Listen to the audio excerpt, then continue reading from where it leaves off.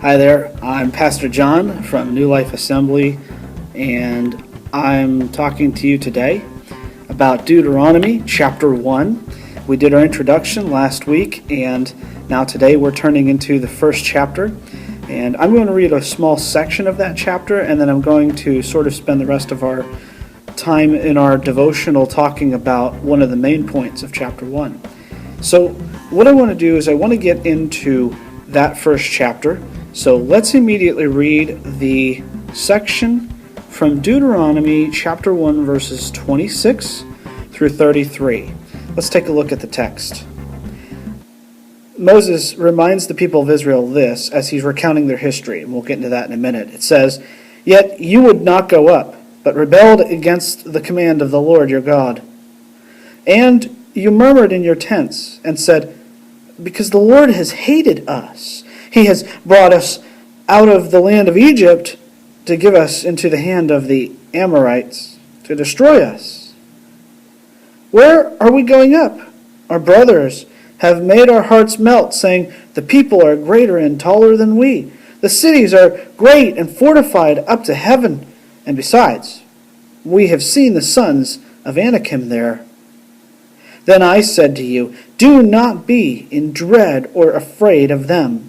The Lord your God, who goes before you, will himself fight for you, just as he did for you in Egypt before your eyes, and in the wilderness, where you have seen how the Lord your God carried you, as a man carries his son, all the way that you went until you came to this place.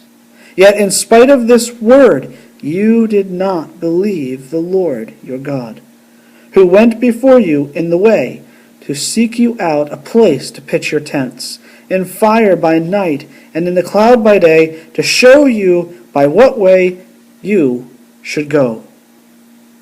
And we're looking at chapter 1 today of Deuteronomy, and you're probably sitting there thinking, well, that's pretty hard to read today as I start out this book. And this first chapter is all about Moses recounting how Israel has gone through all of the different phases from Egypt to this place right before they go into the Promised Land.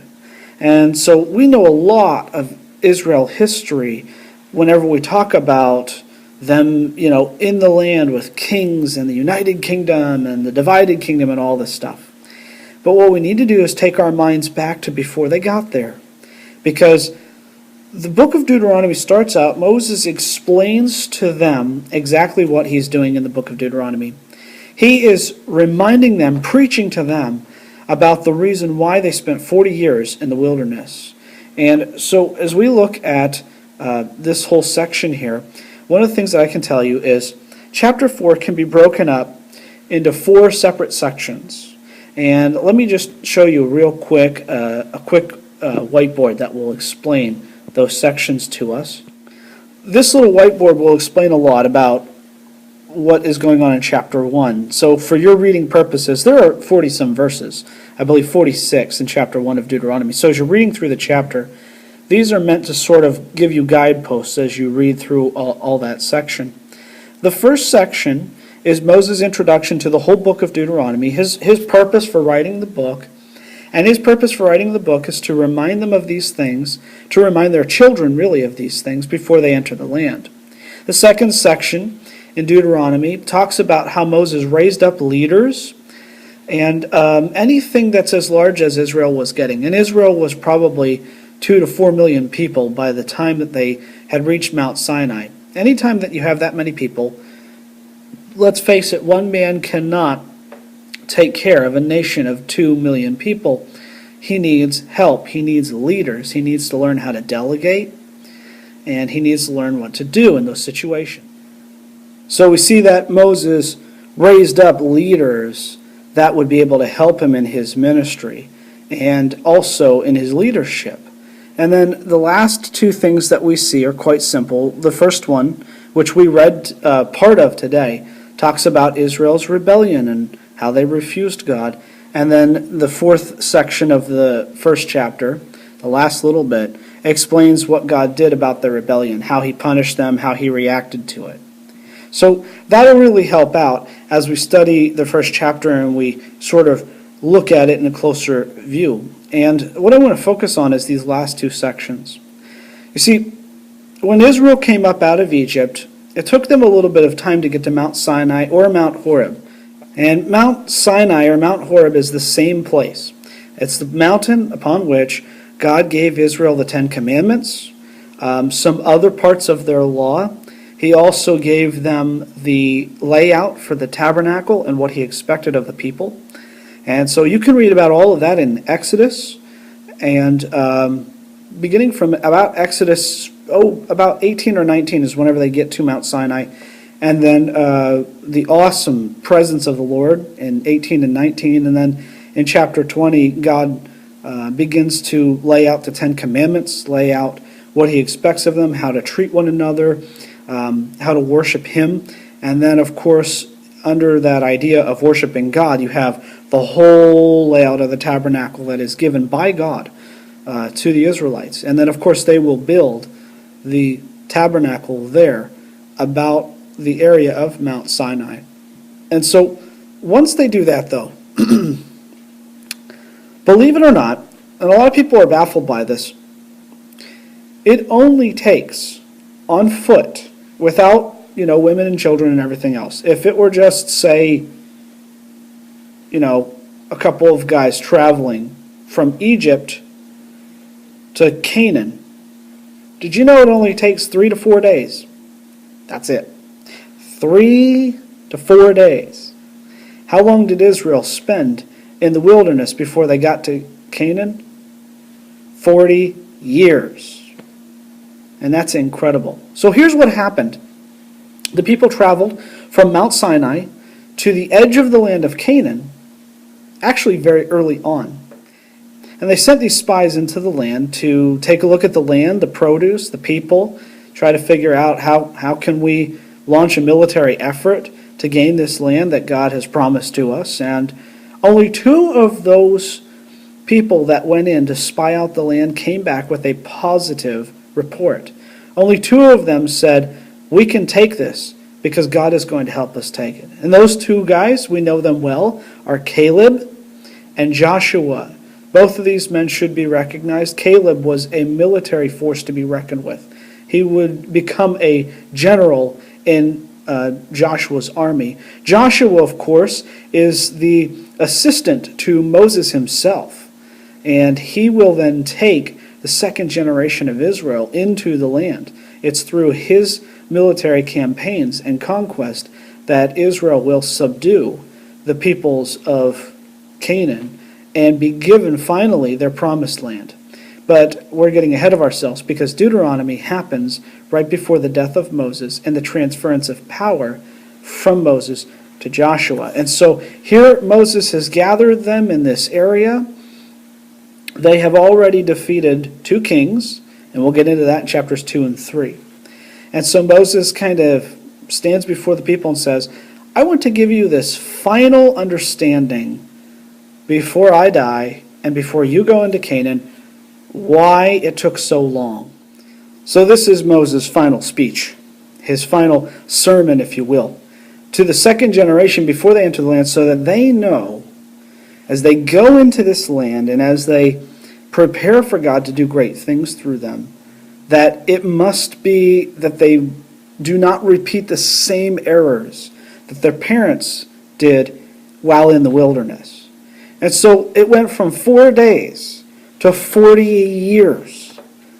And you know why? It's because of the disbelief of all of the Israelites whenever they saw the land and heard the reports, and they refused to believe that God would do this great thing for them. So, let's talk about our devotional for today. We've looked at the book of Deuteronomy, and we've looked at the whole chapter, the whole first chapter. And I want to focus on this one point today. I talked about rules for living and called this whole series on Deuteronomy Rules for Life. Here's why. We're going to be talking a lot about the law of Moses. We're going to be talking about how the law intersects with Christian thought and Christian action today. But one of the very first principles that we can learn that Moses was teaching this second generation of Israelites is to not be like their parents, because their parents heard the word of the Lord on several occasions and disbelieved that God could do what he said he would do.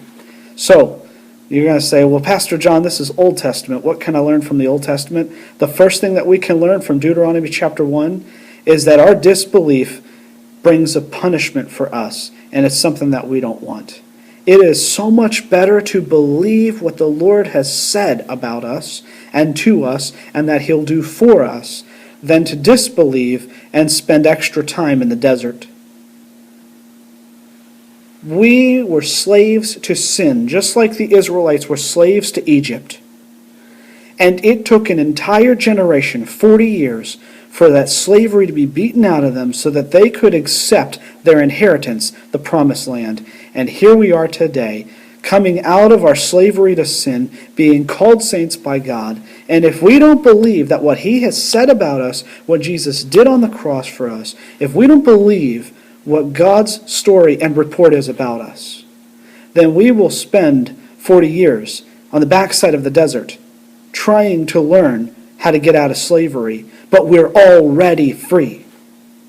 God wants to make a nation of free Christians who can say no to sin and slavery and say yes to the freedom of God and his kingdom. But it requires that we absolutely, wholeheartedly, without a doubt, trust that what God has said is true of us today and forever. Trust in the word of the Lord is the very first principle for living. The very first rule for life is that you got to trust that the Lord has your very best in mind, that the Lord knows you better than you know yourself, and that what the Lord has called you, you are. No doubting. No sitting in your tent late at night thinking, the Lord brought us out of Egypt, he brought us out of sin and slavery, and it was all for nothing because here I am still sinning. God wants you and me to be free, truly free. A nation of his people for his purpose. He wants to use us, but he can't use us if we never get out of our own slavery. He has called us into freedom. And we must believe that we are free. Because when we don't believe that we're free, we will spend 10 times the amount of resources and time trying to do things on our own that God has already done for us. Let's believe the report of the Lord. Let's believe that we really are who he says we are. Let's believe that he really did everything that he needed to do to make us his people and to make us righteous. And let's believe, like the second generation of Israelites, that we can stand behind Jesus Christ as our leader and that we can take this world for God today. I hope that this helps you today. I hope that it challenges you. And I hope that you don't sit there and think, well, Deuteronomy is a boring book, because Deuteronomy is full of some wonderful stuff. And I hope that you have a blessed day in the Lord. Peace until tomorrow.